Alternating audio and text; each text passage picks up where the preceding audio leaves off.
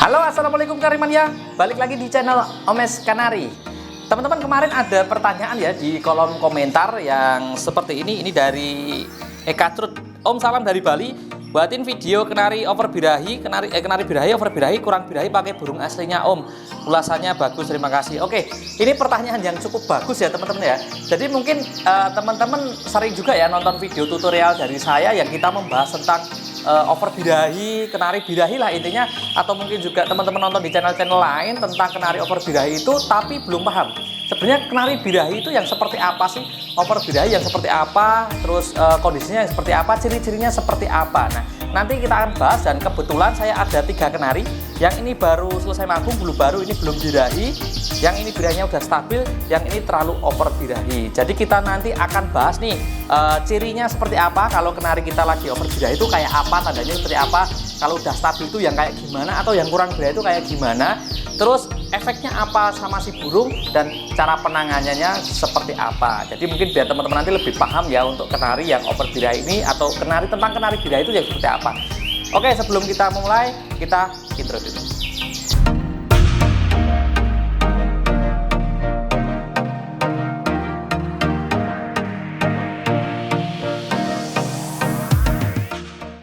Oke teman-teman, kita mulai pembahasannya. Enaknya dari mana dulu nih? Mungkin dari yang over birahi dulu aja ya. Jadi karena pembahasan tuh yang paling banyak biasanya orang-orang yang teman-teman yang sering tanya tuh kenari yang over birahi.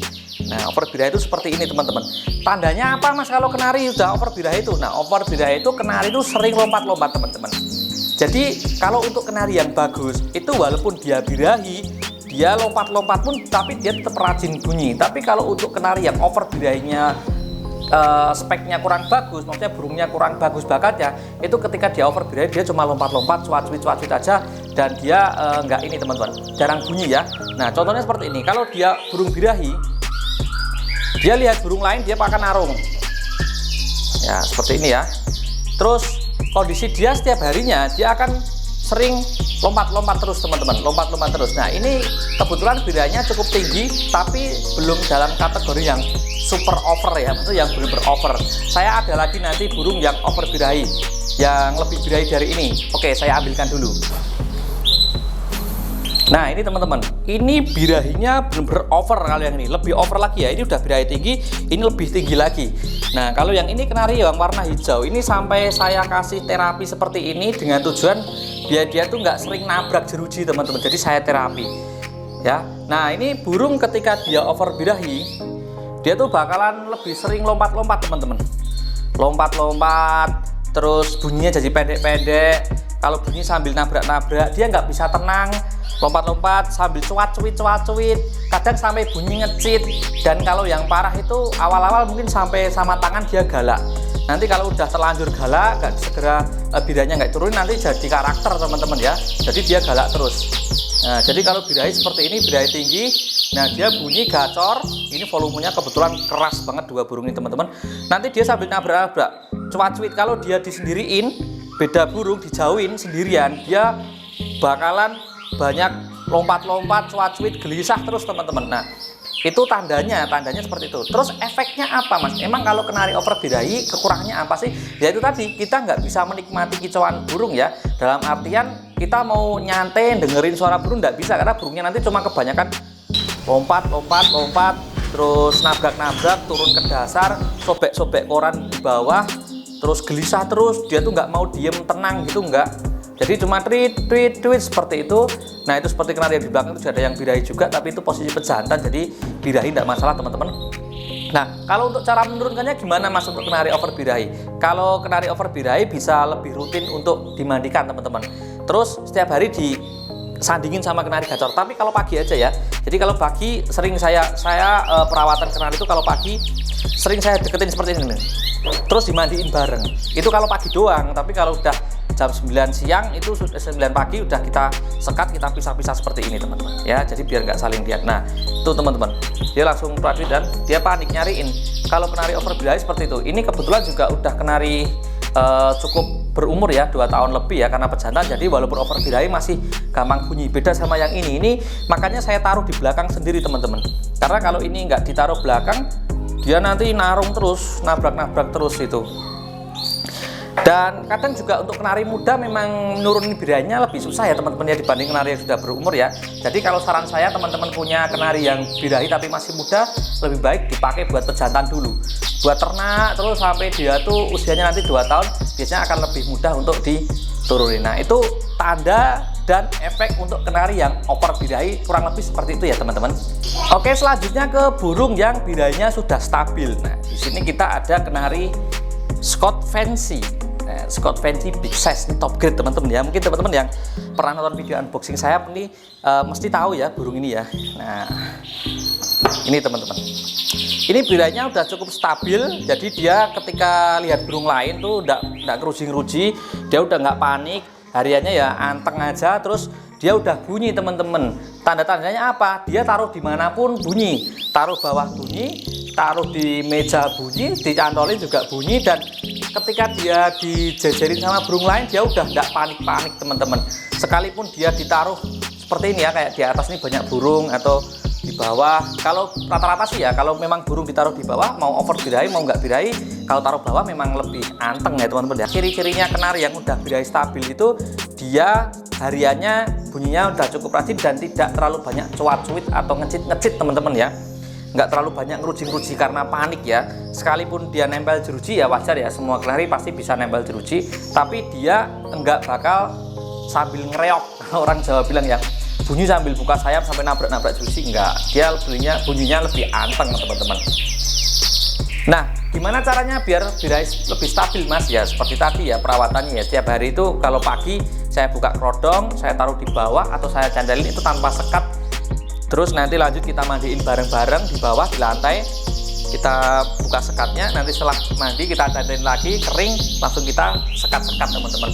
Jadi lama-kelamaan juga nanti seperti itu. Untuk kenari-kenari yang over birahi seperti ini pun juga treatmentnya sama, nanti setelah birahinya stabil juga bakal seperti ini, lebih anteng teman-teman ya untuk burungnya ya.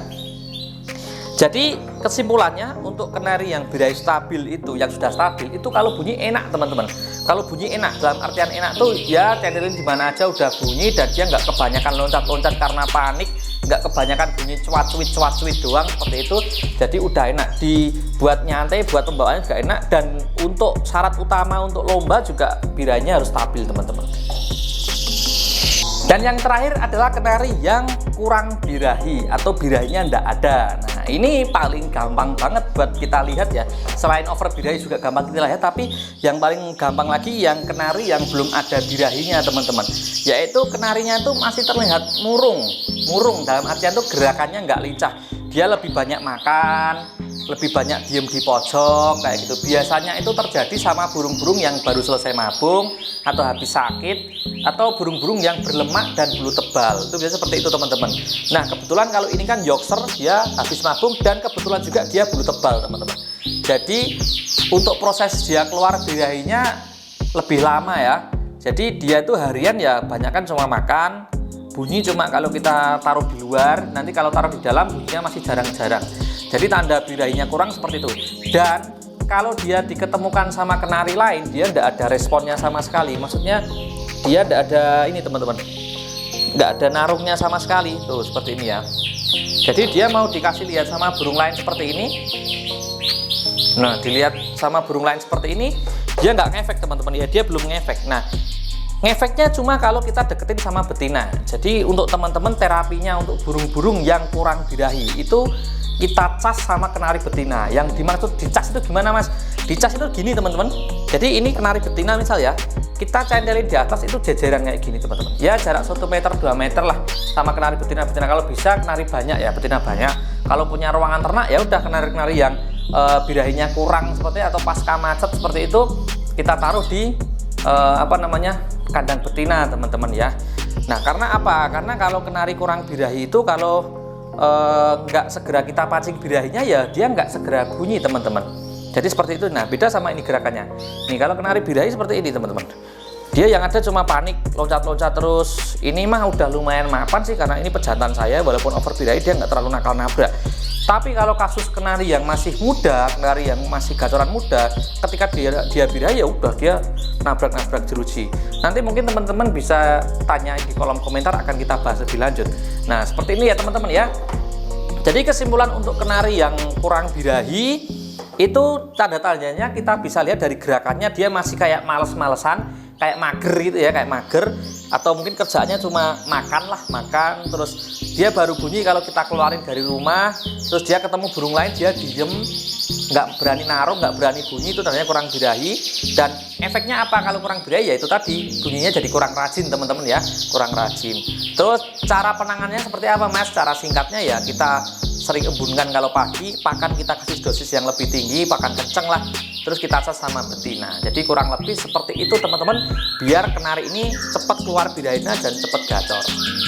Oke teman-teman kenarimannya, jadi itu tadi ya pembahasan singkat kita dari pertanyaan teman-teman ini mengenai burung yang kurang birahi, yang birahinya sudah stabil, dan juga yang over birahi. Jadi kurang lebih seperti itu penjelasan singkatnya. Mungkin kalau penjelasan saya masih ada yang kurang atau memang belum jelas, nanti silahkan dikoreksi atau pertanyaan masukkan di kolom komentar teman-teman ya. Nanti akan kita jawab di situ. Yang pasti gambaran secara luasnya seperti itu teman-teman. Semoga nanti bisa buat teman-teman gambaran dulu lah. Nanti untuk lebih jelasnya bisa ditanyakan di kolom komentar. Jangan lupa di like dan juga di subscribe ya channel ini agar semakin berkembang. Semoga video ini bermanfaat. Sampai jumpa di next video. Assalamualaikum, salam penarimannya, salam sukses selalu.